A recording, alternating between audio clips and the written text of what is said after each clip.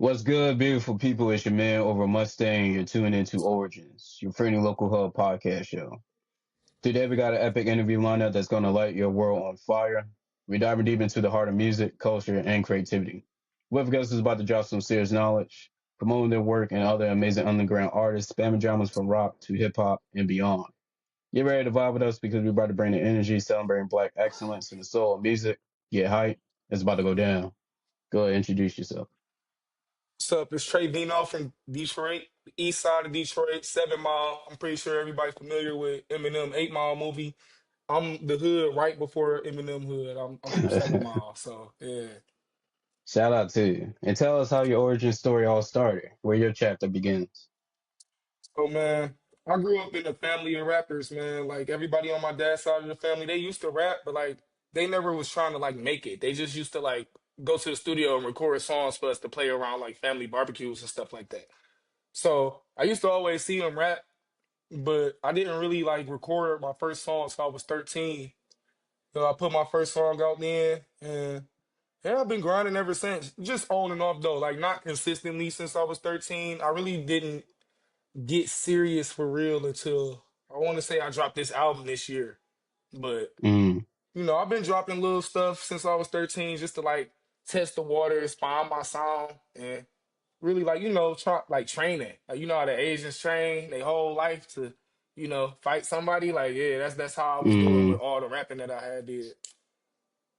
Shout out to that. And when it comes to your family members that was rapping, what were some of your favorite family members that was spitting bars? My dad used to rap in the house too, so like I seen him make a whole mixtape. I had a cousin named EJ that used to rap. My uncle Jack, he used to rap. Them like just three off the top of my head, but like the whole family, like they some rappers for sure. At least on my dad's side. And you say you used to create mixtapes for the family for the cookout? Yeah, like my dad and them, like they made mixtapes and we was selling them like at the gas station and stuff. But we was never like shooting music videos back then. Like we was never like going to the radio with it or actually like pushing it. It was more so for the love of the music, and that's how I kind of make music now. Like I'm doing this pod with you and I'm promoting myself and stuff, but I really just want to make some great music overall. You feel me? Interesting, interesting. Shout out to you and your family. Thanks, And man. when it came to, like you said, you just recently started taking it serious. So all the music, wait, I'm guessing the album that you came out with recently, that's the first, your step forward to making music seriously. Yeah, sliced bread. That's my So I'm all about the self sufficiency. So probably all the stuff that you heard that wasn't sliced bread, I either wasn't making the beats or like stealing YouTube beats, not paying producers, and just doing the up and coming typical rapper stuff. But like, Okay. I actually took myself serious. Like, I engineered the whole sliced bread, made all the beats on there. Like, I actually like made a cohesive project instead of like a collection of songs. You feel me? Okay. And when it came to the work that you done before Slice of Bread, I'm curious, what do you appreciate about your older work? Do you still listening to it this day? I still listen to it. Me and my friends, some of the friends that I worked with on Sliced Bread, we got a lot of songs out. We shot this song called we sampled Fancy by Drake and we shot a video to it and it got 2K views on that video. We got a couple of videos that got 1K, 1.5K and stuff like that because we got a decent face card around the city. So, it wasn't really hard for people to start listening to us. But, I'm just glad that I'm moving forward because just having beats that other people rap on, it kind of hindered my creativity. Like, Mm-hmm. No, I feel that.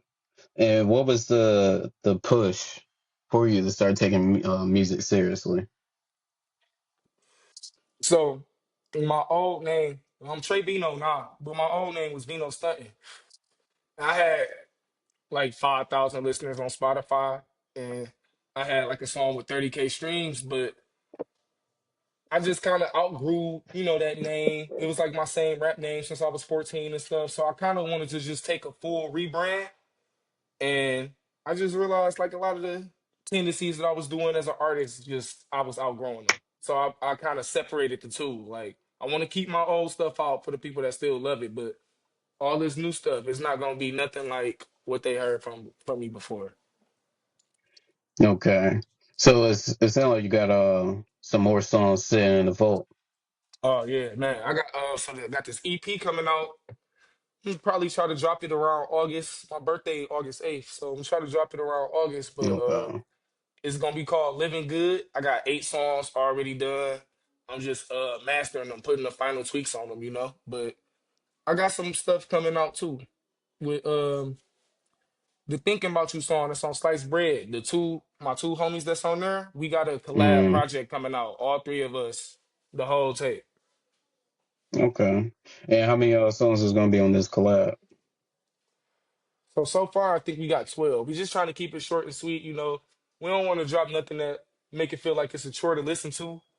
Um, Mm, you know, it's a lot of albums that's real great, but you know, once it get past the 15 song mark, especially when you still a smaller artist like me, you know, the average person ain't trying to listen to mm, 20 songs from, you know, a dude like me. So true. You just gotta find the right audience for it. yeah, yeah. Um, but go. We was about to say. I was basically saying like, you know, I feel like I do got some fans that'll listen to if I drop 20 songs, but majority of them they gonna find them little 5, 6 songs that they keep going back to, and you know, so I work my way up to at least maybe 10, 15K consistent listeners. I drop a Mm, full length like that. I feel you. And also, take advantage of like if you do drop a project, it's no shame to drop a deluxe, to bring back some love to that. Oh yeah, I definitely plan on dropping a sliced bread deluxe. This is my son right here. He's trying to run out here in the. Hey, what's going on? Hold on, What's let your me son put him at? up real quick. Hold on, let me put him in the back real quick. Uh, yeah, I heard you ask what's his name. I ain't gonna reveal that. We just gonna call him Vino Jr. for now. VM Junior. Shout out to him. Yeah, little Vino, Okay. man. He just turned 3. Okay. And as a father, that's heavily. When you say you love music at this point, like that's like a part of you. Definitely. Even before I started rapping, I loved music. I was always like a Okay. connoisseur. Okay. So have you started to see some of that being passed down to your children, or are you gonna be passing down something specific down to your children So I that's definitely want to involved around pass music? down.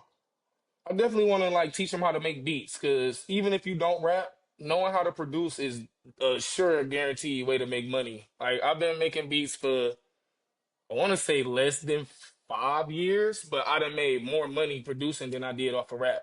And I definitely been rapping for a longer time. So just teaching them how to produce and work the programs and stuff, like maybe teaching them how to engineer some vocals. It's never bad learning a skill, you know, like back in the day, people would probably teach their kids how to weld or like some plumbing or something, but you know, I teach them how to make these beats, you know, make some money for real. Mm, shout out to that. Okay. And you, not to dive too deep in your personal business, but you have one child at the moment. I got two. So I got a Oh, you boy got and a two. girl. Yeah, Oh, yeah. I you got a got boy and a girl. a boy and a girl, man. Best of both worlds. Any advice to, first time parents coming into the game of parenthood? Advice to first time parents: make sure you got some money saved up before you try. So some people try for kids and they don't exactly change their situation right away. They just, you know, start moving out of survival once they find out that they pregnant. So I say Mm, if you do want to have a kid and if you planning it out, definitely make sure you got some money saved up and not like at least 3K saved up if you're gonna have a kid. shout out to you. Respect to that. Oh yeah. Okay. And bringing this back to your music, what's some of what's some of your most effective methods for marketing and promotion? Effective methods. So, because I'm in Detroit, it's not like a major hip hop market like New York and Atlanta, but we Mm, still got a great market for Detroit rap. You know, the local Detroit scene, the Sada Babies and stuff like that. So the Detroit scene is real easy to get around if you just pop up on the scene. You can, you know, go to any open mics in your area, even if you don't win the contest. It's always good to go to the open mics and make connections with artists that you probably want to mess with, because staying in the house and promoting yourself like that is cool too. But having your presence be felt in person, it goes a long way. It's people that I met at contests and showcases when I was still Vino stunting that they still follow me and listen to my music to this day. And just building an in-person connection with a producer even will take Mm. you further than just working via the internet. But And I oh, had go ahead. oh my bad man, but I did interviews before too. Like this is my first remote interview, but I've been on a radio station in Detroit before called One Shot Radio. Did an interview with them as Congratulations. well. And yeah, man, it's just been a slow grind, man. Just being seen and putting your face out there will definitely go further than any amount of money you would spend on promo. Okay. And what's your skill sets? We know you a little bit as an artist, um, and a producer as well. Is there any skill sets that I'm missing? So shoot, man, I could do it all, man. I sing a little bit, not like a Brent Fayez type singing, but I could hold a tune like on some Rich Homie Quan type, like without the auto tune. Like Okay. I'm pretty sure you probably heard some of my auto tune stuff, but even without the auto tune, I sound very nice without it. Okay. The rotation video that we just put out, I edited that video and I directed it. The fancy video that I told you I got 2K, even though we didn't shoot that video, me and the cameraman directed that together. So Okay. I do got an artistic vision, like aside from just putting pen to paper or just I freestyle a lot. Like a lot of that sliced bread you heard, I actually did off the top. But I'm a multifaceted individual. I say that because there's some other little skills. Graphic design. I got a certificate in Photoshop, so I got some skills under my belt, man.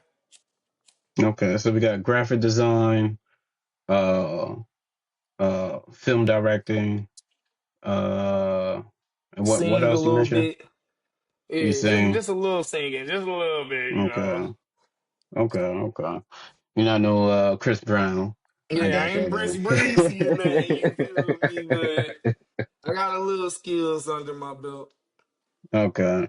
Shout out to you. So, when it comes to graphic designs, what's your ex expertise within that?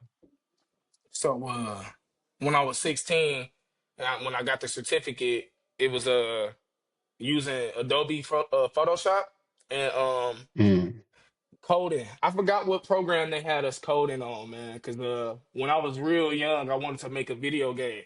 Still mm, would. I wouldn't mind making one because like T Grizzly, like Detroit, we play games. Like we ain't out there like super geeked out about it, but we all play the mm. game here in the city, man. So. I definitely am interested in making a game one day. I don't really know what type of game, but I do want to make a good one. You feel me? And a Do you have movie. like an idea of a genre? If I could, I would make a Mm, really good football game. Like maybe okay. like something better than Madden. Because college football is great, but Madden still got to catch up. I'll give the people what they want in that regard. Would it be like something like what was it like that old genre that used to be on PlayStation? The 2K5, Uh, it was like street football or some shit when you could actually like NFL Street. Yeah, yeah, yeah. I know what you're yeah, talking about. No, so mine gonna be yeah, like you know about Rocket League, the game with the yeah. cars so I want it to be where like everybody can control their own person instead of just like Mm, a dude controlling a team. Like like how 2K got the park, mm, I want it to be like that, yeah. but like a football game. Okay. Like a whole full like how many typical players is on the team? So with football, NFL, it's like 11 on 11. But like with the street ball games, they kind of tone it down to like 8 on 8. So like having like, Okay. 16 real people in a match, everybody Okay. controlling one dude, you Mm, know, take turns doing the quarterback and stuff like that. Everybody can like each play switch the position so ain't nobody arguing over, oh, I ain't get a chance to be the quarterback. I'm about to quit. Like, mm, make it like even. okay. Okay. Um, I seen not something that's exactly like that, but I'm not sure you ever heard of this game called Knockout City. It's a dodgeball game.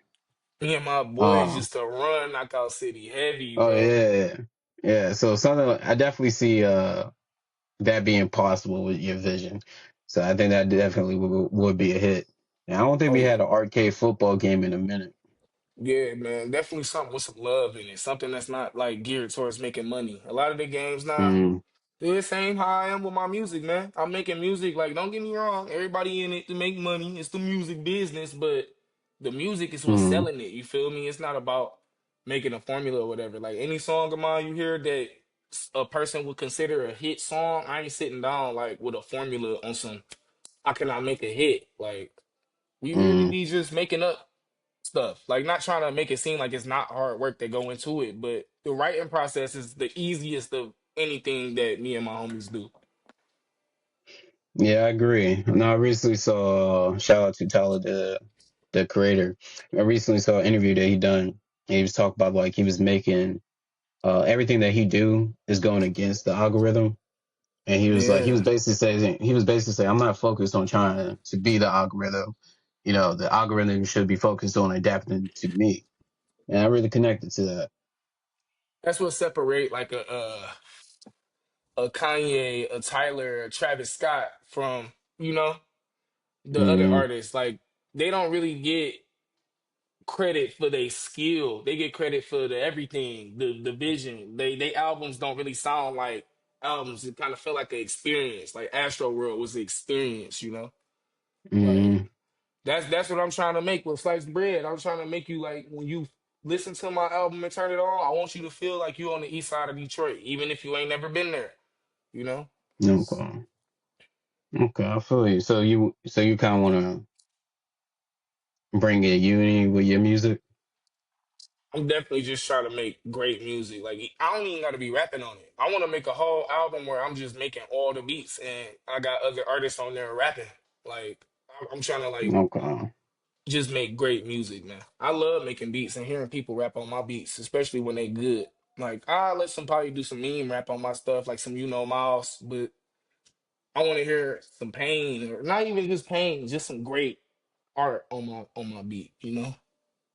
Okay. And have you started to uh lease out your beats to artists?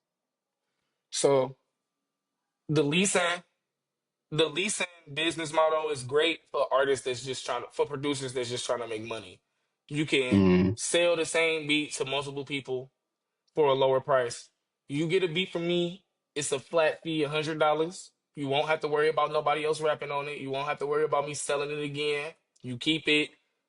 If you want to give me credits as far as royalties in the future, you can. But you give me that $100, that beat is yours to do whatever you want with it. And I feel like the leasing system, you can buy. This is why I actually stopped leasing beats. You can lease a beat from somebody, and somebody can still steal it off of YouTube. And it's like, you know, mm, he didn't even buy the lease. He still got the same beat, and he, you know, so just the mm. exclusiveness to my sound is another reason why I started making beats because you could work with a producer, but he's still working with other artists too. So me working with myself and picking and choosing which artists I work with, or if somebody willing to spend 100, that's who I'm trying to work with. Not people that's trying to haggle me on the price. And you know, I don't even post my beats on YouTube. You gotta contact with me and sit down with me. I'll play something for you. You tell me, oh, I like that one, then you get it. Okay. Okay. And have you have somebody sit down and like ask for like a specific complicated type of beat? We have to like make it from scratch. Oh yeah, plenty of times. So I am sample heavy, but I like making beats. I love making beats from scratch. It's this artist named PVO Chili. Shout out Chili. She from Detroit. She asked me to sample All I Need by Method Man and Mary J. Blige. And when she first asked me to Okay. do it, I attempted it and I felt like it wasn't good enough. So I told her I couldn't do it. I didn't want to like just take the money and give her something whack. But 2 months later Mm, down the line, I ended up getting it and I sent it to her. She ended up paying me for it. That's the type of producer I am. You know, if you buy a beat from me, okay. you're gonna get somebody that care about your stuff just as much as I care about the money. Okay. And my last question when it comes to your production, I'm curious, do you do like the whole procedures of like, owning like the full ownership of your beats? As far as like registering them through like BMI and like Yeah. licensing. So the Yeah. only way I do something like that is if I get into it with an artist. Like I don't typically post my beats on YouTube, but it is a few of them floating around. They got a decent amount of views. So if one of those blow up, I register it with the original copyright. I keep all of my files, so I have proof that I made the original composition. Okay. But I Yeah, I'm haven't saying for the one actually. that you sell to be.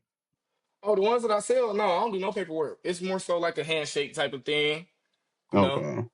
Especially with Story AIP, that's my boy right there. He can get whatever beats he want. He can get them. He rapped on one of my beats. He got a song with 1 million streams. You should actually like reach out to him and check him out because he been grinding just as long as me, man. He worked real hard. Okay. Yeah, I'd be more than welcome on the platform to promote itself. But shout out to that. Okay. Yeah, shout And out to Chili. Shout out to Story. bringing this back to you, when it comes to performances, you got any experience performing yet? Plenty of experience. So the showcases and open mics I used to do, even not even just showcases. I ended up getting me and Story ended up getting invited together to a few events to perform.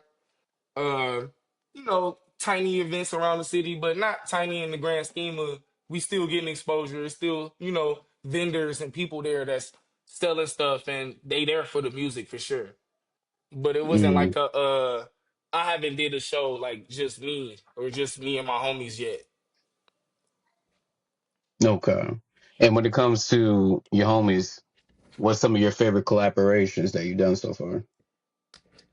Well, definitely that thinking about you. I'm not even trying to like promote, but honestly, I think thinking about you my favorite song on the album.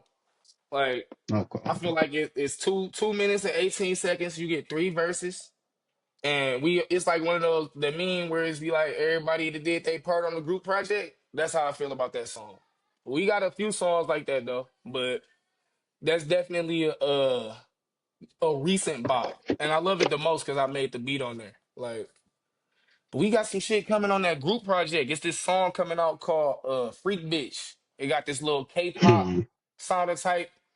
Like the beat Mm, kind of sound like some shit that Doja Cat or Flo Milli rap on, but it's just three Detroit niggas talking about hoes on it. Like it's a nice track. okay, okay. And when it comes to your music, what message or emotion do you hope to convey through your songs? Uh, well, I really got the rags to riches storyline going on. Like a lot of my songs, even when I'm talking about flexing. I talk about the flex and then I talk about, yeah, but back then I was broken. I couldn't buy this or, so it is flexing to a degree, but it's flexing with intent and purpose. Like I always want a kid in the hood to know, like, bro, I used to be just like you. I used to not have shit. I used to, bro, I used to literally go in my neighbor backyard and fill up a cooler with water, bro, just so my household could have water. So the fact that I'm Mm, living, you know what I'm saying? That's why I'm naming my tape "Living Good," bro. It's like I've been straight for a minute, like at least 4, 5 years, but this the first time in my life where I feel like I'm actually living good. So you mm, don't gotta necessarily get it out the street. You don't gotta necessarily rap. You could go to school. You could get it off a job. It's great jobs out here that give you retirement and all types of stuff, benefits. So that fast money is fast. That's exactly what they call it. It's definitely fast, but you not get nowhere in life without hard work. Take a little shortcut here and there, but hard work win every time for sure. shout out to you. Okay. And if you don't mind sharing, what do you do for work?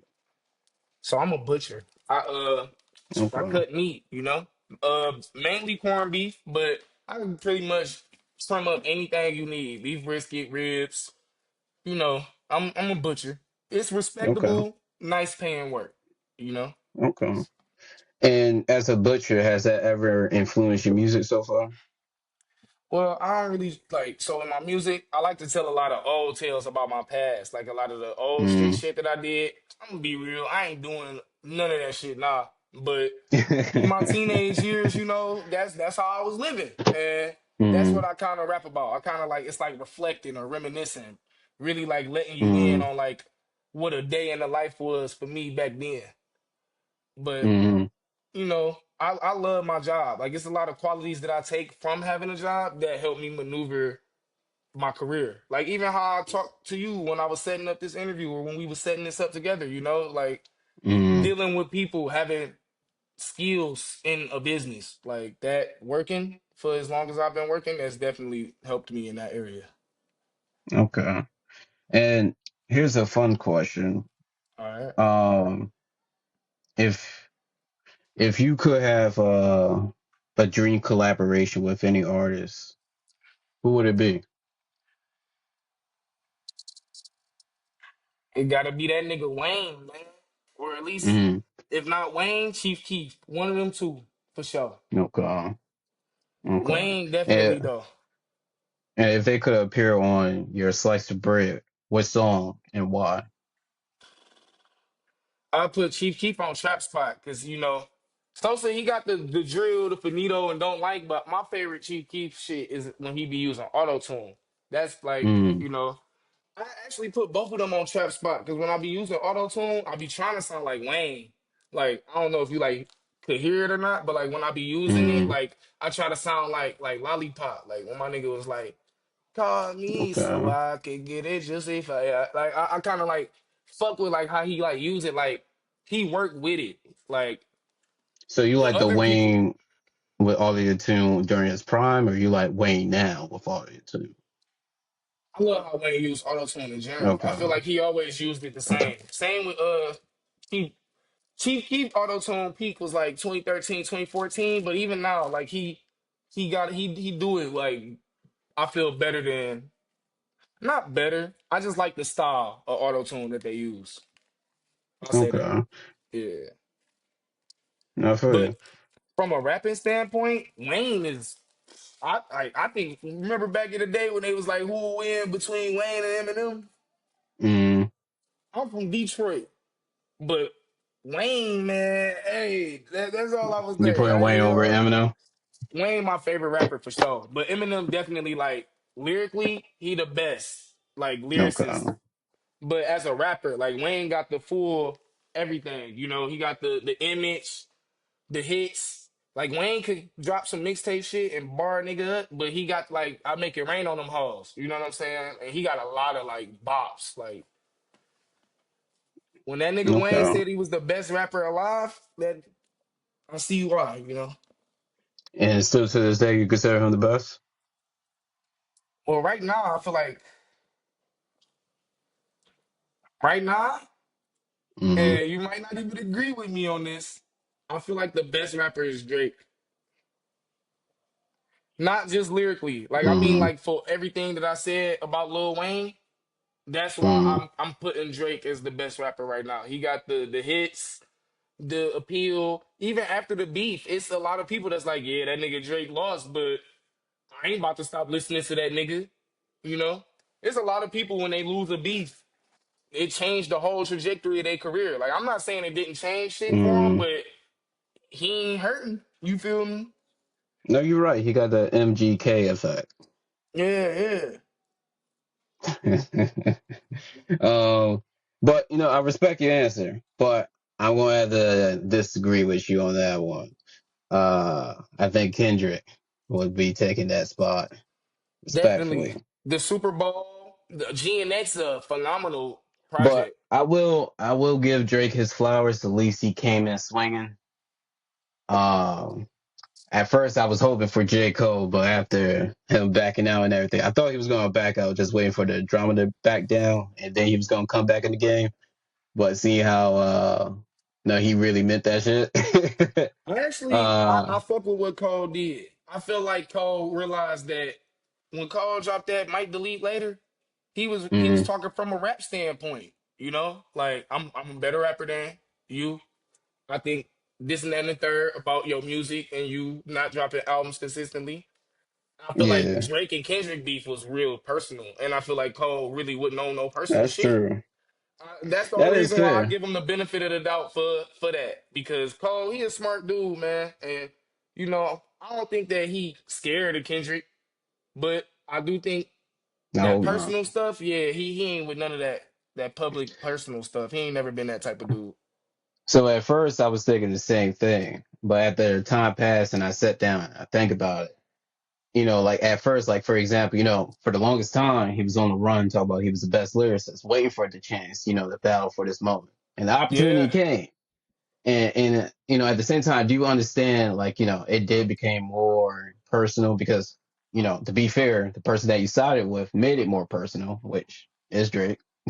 Yes. uh uh which you sided with a person that made it more personal, but at the same time it was also the same person that jumped with this person that made it personal. They sent the first shot, so at the same time it's like, all right, you sent the first shot, calling out, you the best, or well, you, I guess you were saying that all three of y'all was the best sharing the throne, From what I eh, heard, they from invited the Kendrick first to be person on that shooter. song, and he Yeah. declined. Yeah. So, I mean, Kendrick from day one was always not trying to work with them guys. So Mm. I Yeah, yeah, I'll say yeah, this. I will say this. I think that Cole is a phenomenal lyricist. I think Kendrick is the best balance of the two. Great yeah. Mm, lyricist, great artist. Cause Dodger Blue mm, is a great song. But that boy Drake, he got like when he just came out with that baby girl, like Drake can some not rap shit. Like Drake got white people listening to him that don't listen to no rap. That just like they mm, listen to Drake though. That's the appeal of Drake. mm, He a superstar. mm. No, that's a fair point. That's a fair point. um okay. uh I give him credit for the songs that he actually write. I say that. Yeah, yeah. But If it's he a lot of actually write legends it, though. It's a yeah. lot of legends that don't like. They call Easy E the Godfather of gangster rap, and they showed us in the movie that Cube was writing. Don't nobody give Mm, Cube the credit that they give Easy E. Like I be telling people, I think Ice Cube the best NWA member, but people would give it to Dre mm, because he make beats, but Dre don't write raps either. Like, and I mm, love Dre. I'm as a producer. Chronic great album, but Dre, Dre don't write. So like mm. I do feel where you coming from with the writing shit, but it's a lot of people that they consider legends that don't write. Like, don't get me wrong. Like, if you got like, ghostwriters or like, somebody that you pay for that service, that's one thing. But if you're gonna come into like the traditional, history of like hip hop, especially as a rapper, and you claiming that one spot, a lyricist, that's one of the things that they require for you to claim that number one spot. You have to write your own shit. So just going by, like, especially like Drake, he said he studied this shit. So, Yeah, and then also another thing too, when he dropped that AI of Tupac as well. that shit was funny. I'm gonna be real. Hey, it was funny, but man, I love Drake. It was one point in time where Drake was my favorite rapper. So it's I a feel, little I biased, you know. no, I'm just saying that was like two of the. I feel like that was just like two strikes. Like one, you already got known for not writing your shit, and then you the first person that brought AI into a rap battle. Yeah, yeah. So now we're Kendrick, gonna we see. need you. Yeah, now we're gonna see how that's gonna affect. When it comes to like distant people, 100 years from now. They might look back at this and use it as an example, start putting AI into this mix. Hey, I ain't gonna Um, lie, I'll probably do that shit. Like if I'm beefing with a nigga and I take his voice and rap with AI, but like I say everything I want to say about the nigga, but as him, like mm, just hop on the mic and oh be yeah, like, "Yeah, I'm the that's bitch." fine. That's Yeah, fine. But yeah, what like do he some shit like did that. was disrespectful. Like, could you Yeah, imagine? Could you imagine? Like somebody, let's say somebody use it to diss somebody, and they pull and use like their dead loved one like voice or some shit. Like, that's doing too much, especially like a legend. he was um definitely trying to make Kendrick out though so for sure, yeah, so because the he reason know how why I much brought that Kendrick up, love Pac. yeah, so the reason why I brought that up, he should have been ready for the smoke at that point. I think he was He ready should for have. it. I just don't think that. I don't think mm, that he thought what was gonna happen happened. Like what Listen, happened.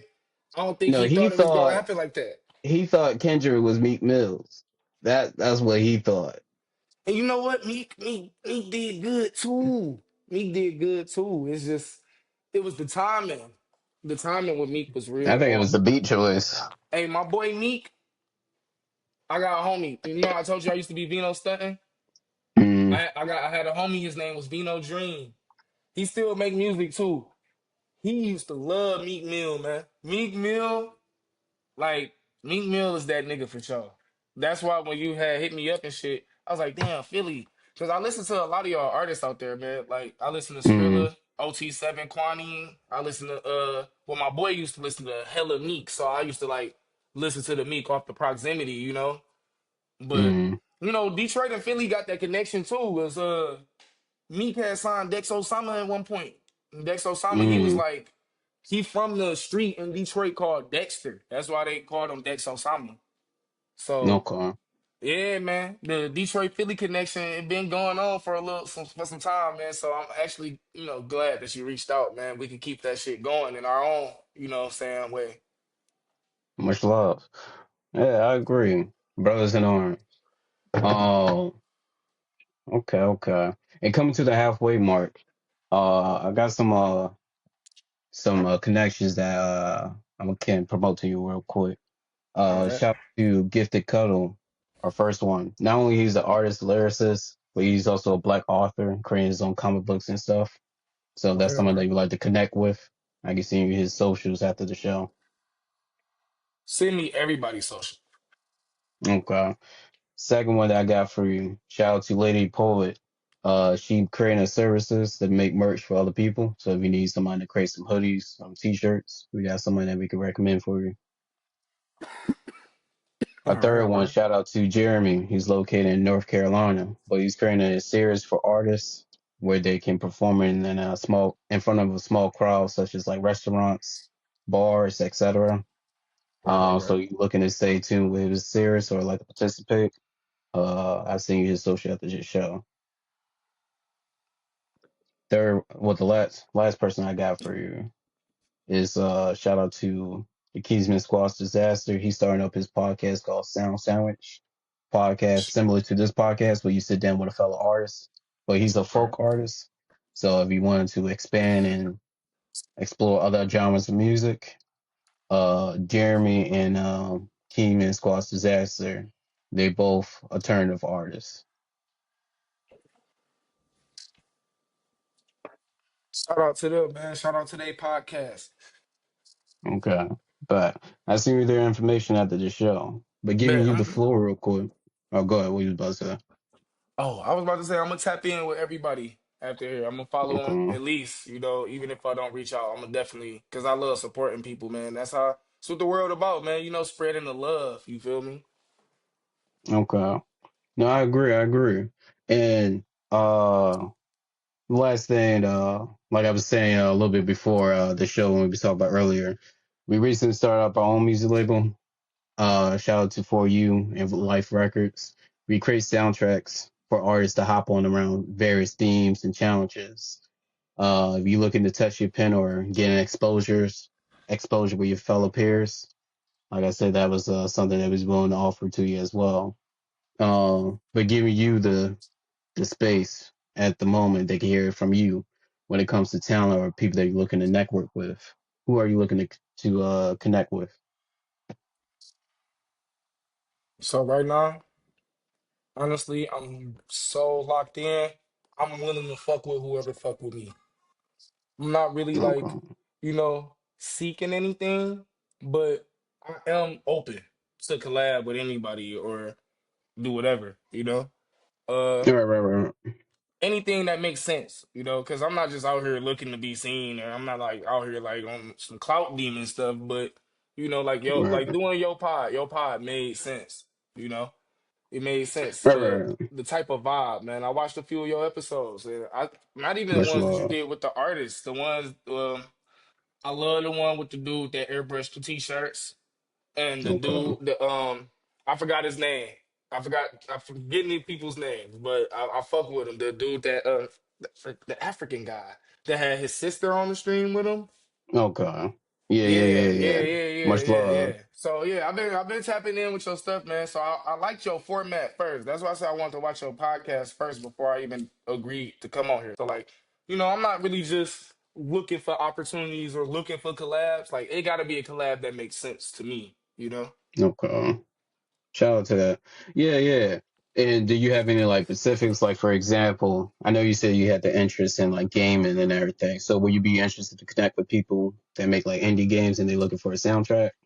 Oh yeah, definitely. I definitely do a soundtrack for an indie game, a film, so I can make a score. I can make a score. Okay. I'm not limited to just hip hop production. I love doing Jersey club beats. That's really what I've been into recently. The Jersey club, that shit get shit jumping. But Okay. Detroit, we like a big house music city. So we I don't think we created it, but they do say that Detroit one of the like pioneers of house music. And I'm multifaceted in my production, you know. Okay. Shout out to you. Thank you, And man. bring this back to your music before we dive too deep. Uh hold on, I was curious about something. Hold on. Now refresh my memory. What was it? Uh, Damn, I forgot the question I had, but fuck it. Bring it back to your music and everything. So check out your music. Now listen to Appreciate 23 it. songs. Being a first time listener, I listened to 23 songs. And out Okay. of 23, there's 7 songs that stand out to me being a first time listener. Okay.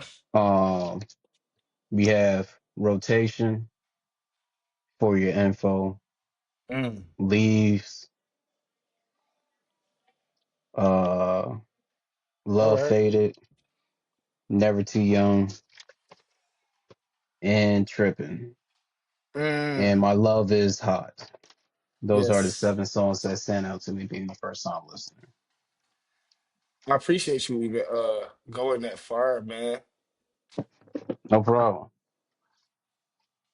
But we can start off with Rotation. Tell me how. What inspired that song? Man. So this apartment right here, I record everything Mm, in this apartment. I don't go to the studio for anything. I got this gaming chair. I got a little monitor right here. I got a cheap $120 laptop. I got this probably like the best piece of equipment that I got right here. This little vocal booth. okay. So we did everything in the apartment. We was rolling up blunts. My boy Story IP and East J was over. I make beats while, what I'm saying, we be smoking sometimes. And I rolled a blunt, just like how I just did in the middle of this podcast, man. And Mm, we freestyle our concepts before we make a song. So when I passed it and I was playing the beat, I said, I'm about to put the blunt in rotation. Then I'm about to get that bitch my location. And Story stopped me. He was like, bro, we gotta convert the beat and we gotta freestyle this shit right now while it's fresh. So we freestyled that shit and based off that flow. And I engineered it, added the auto tune after the fact. So we was listening to it as it was. And he was like, that shit hard, but it go crazy with some auto tune. So we threw the auto tune on it, and yeah, man, that was the story behind that. okay. Moving on to the next song, For Your Info. How about that one? For your info, I had made that when I think I was in 11th grade. I probably had to been like 15 or 16 at the time. And Vino Dream, the artist that I told you about, he made a song called For Your Info for his tape. I'm forgetting the name of the tape, but I make remixes, like how I remixed the Mary Mary. I do remixes of anything. It don't gotta be like a major artist stuff. So I remixed my friend's song with For Your Info, but I had freestyled it in one take. At the end of the song, when I said they just kicked the door, but this is For Your Info, it was my siblings that Mm. had kicked down the door while I was rapping. So I had like that's how it was like really in one take for real. Nah, I can freestyle, but I can't freestyle in one take like how I used to. Like That was before all the weed and all the shrooms. My mind was a little sharper Mm. back then. But yeah, man, that was Yeah. a young, hungry me trying to prove itself, man. I was sounding like Chief Keef. Chief Keef was Mm. really like influencing me. And when I made that For Your Info, it was kind of me trying to like experiment with some different sounds and just trying to find my own shit, you know? Okay. And I'm curious as how do you challenge yourself as an artist and as a producer? So as an artist, I just gotta go out and live some shit, man. Okay. Anything I experience, I put it in a song. Whether it's going to the Pistons game with my homies, picking up my son, playing a game of Madden in here, I'm gonna rap about it. Just because I'm not really trying to sound cool. I'm just talking about my experiences. So anything that I did in the past, I mix it with some present shit, and that's really what keep it sounding fresh. Like, you know, all the shit that I did. There's some cool ass shit. It's like T Grizzly when he talk about the first day out shit. He still rap about that shit Mm. in like newer songs, but he don't gotta commit no new crime for y'all niggas to know that it's some shit that that nigga really did. You know. Mm. So that's really the inspiration as a rapper. Like I still hang around street dudes and shit. So I go hang around them, see some shit when I'm on the east side or even on the west side, man. But like right now, like I live downtown, so I be seeing some nicer shit as opposed to the everyday typical Detroit experience, you know. Mm. So Okay. with the production, as far as that is concerned, I just listen to everything, bro. Like a lot of people in Detroit, they mainly listen to like whatever on the radio or like whatever popping or mainly just Detroit rap for real. But I listen to Cardi. I listen to Kendrick. I listen to Drake. I used to listen to I Love McConan at one point. Like, it's not one artist that rap that I haven't gave a chance. So I get everything a chance, and I just take different shit from different people's shit, and I just put it into a beat. That's how I love. Mm. That's why I love Jersey Club, man. Like, I started listening to Be Love first, cause the New York drill cool, but I like smooth shit, you know? So when he dropped that she acting naughty, she want me to spank it.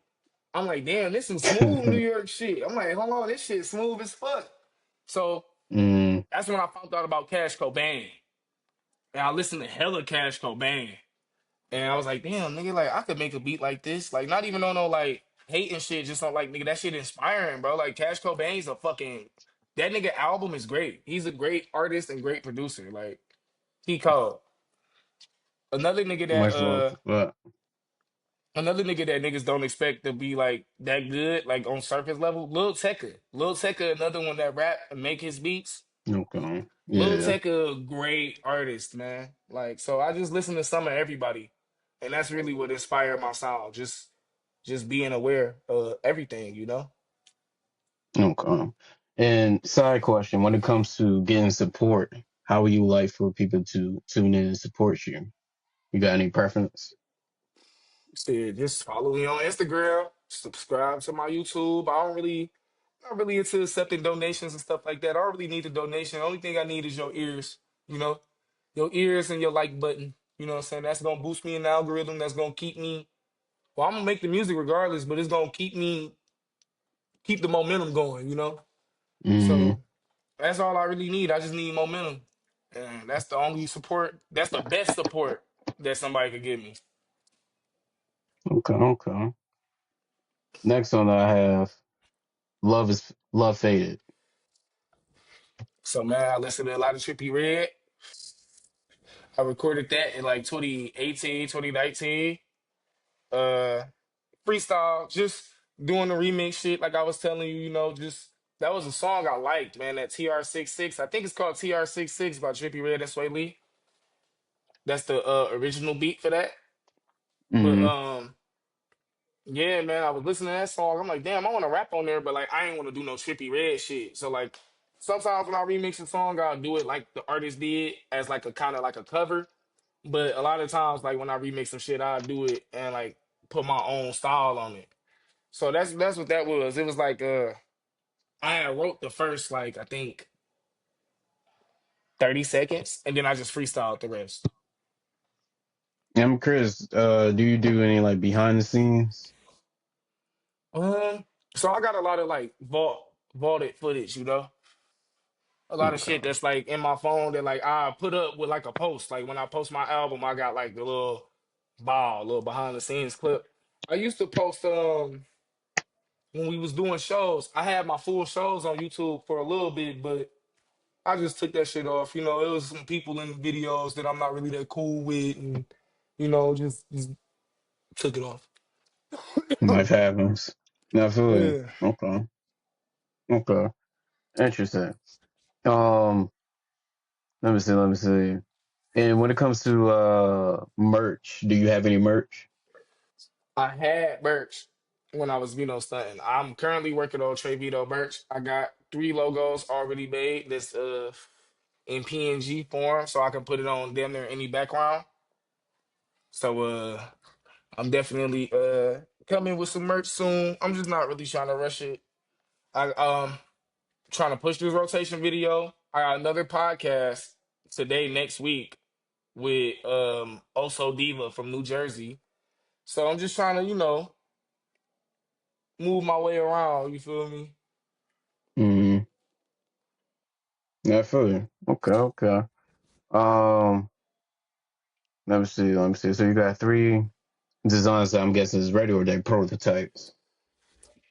Oh, the designs is great. So as far as designs, it's this graphic designer that I've been working with from LA since 2015. His name is Fams.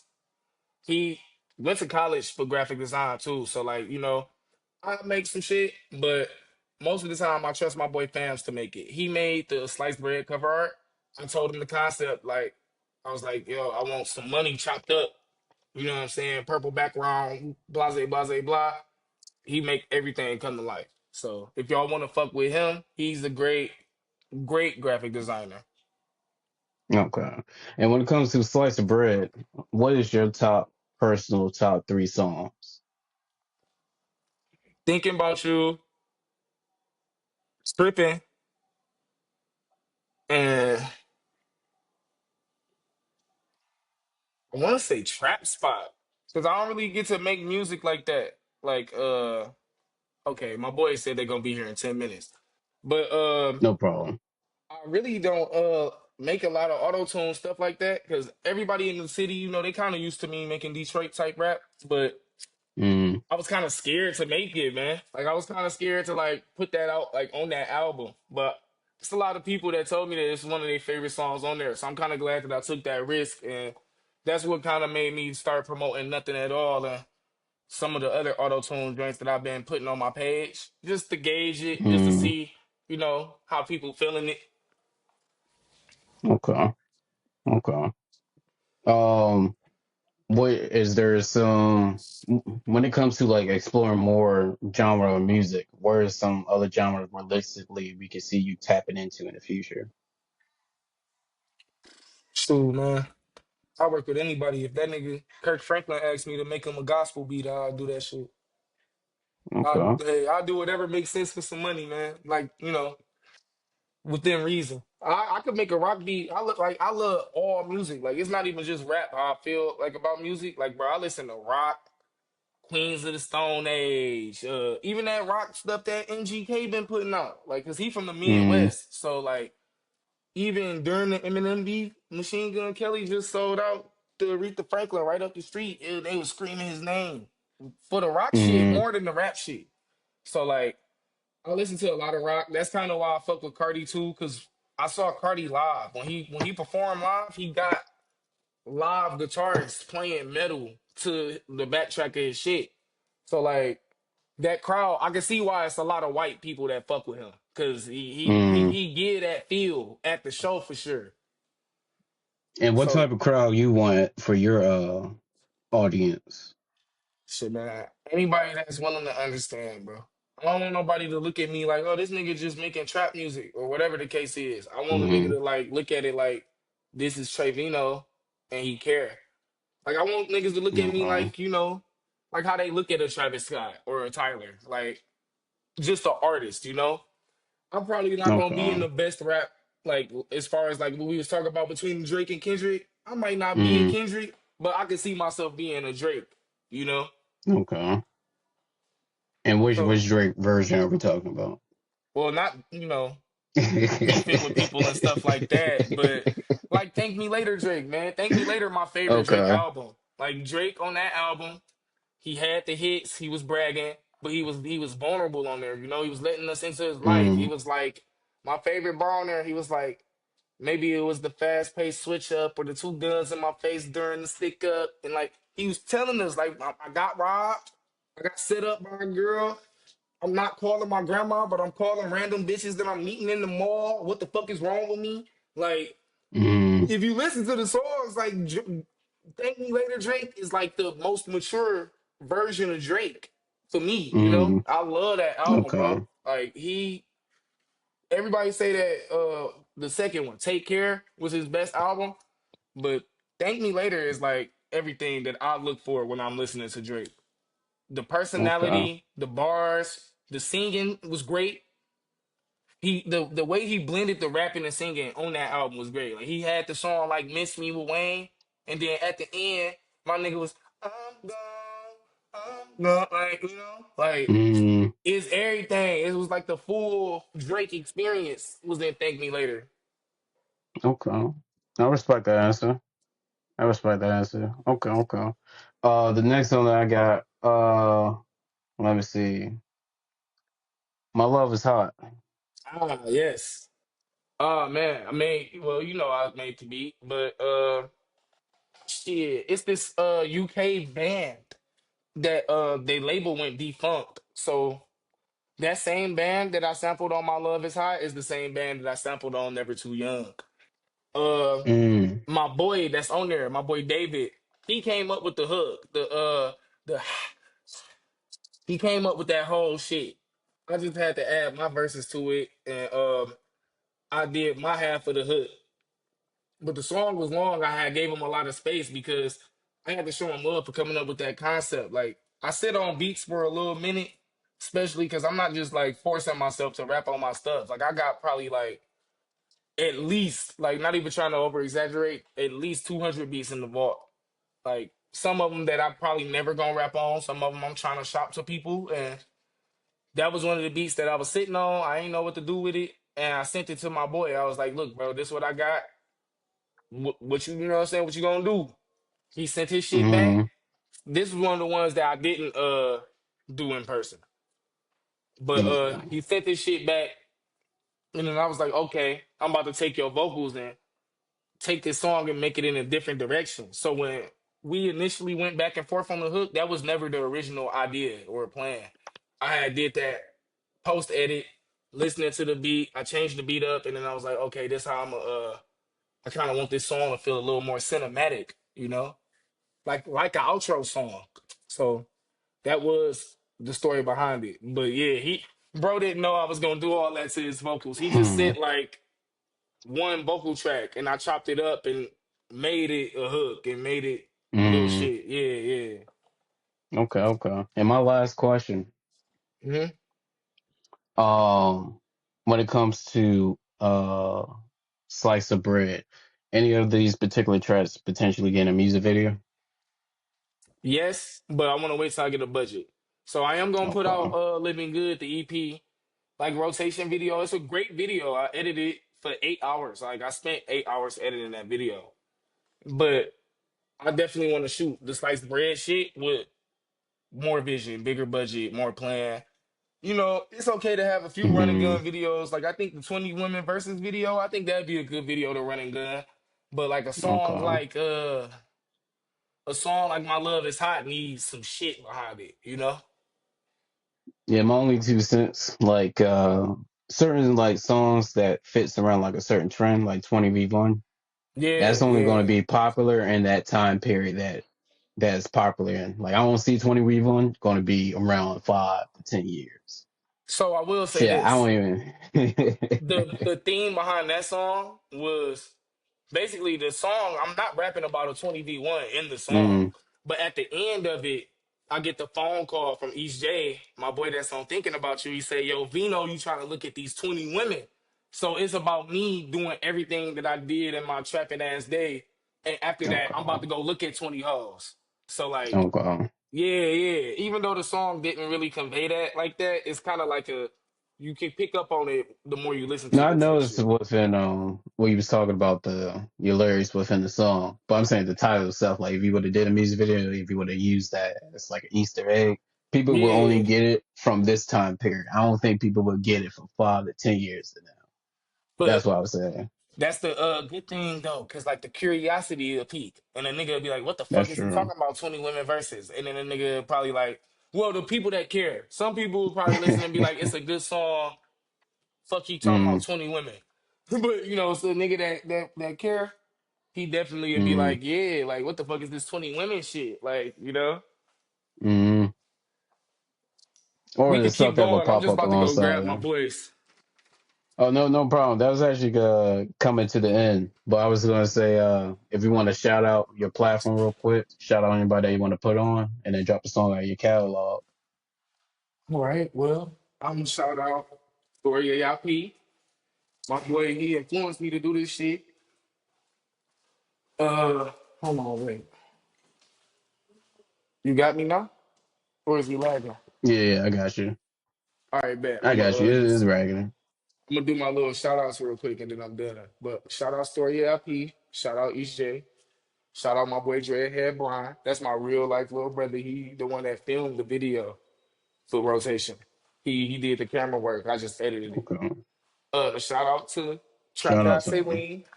She gonna be on the collab album. She on this Jersey Club song we making called Past Two.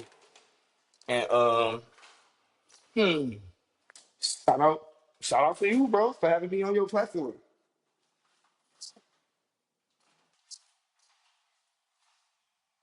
Shout out to him.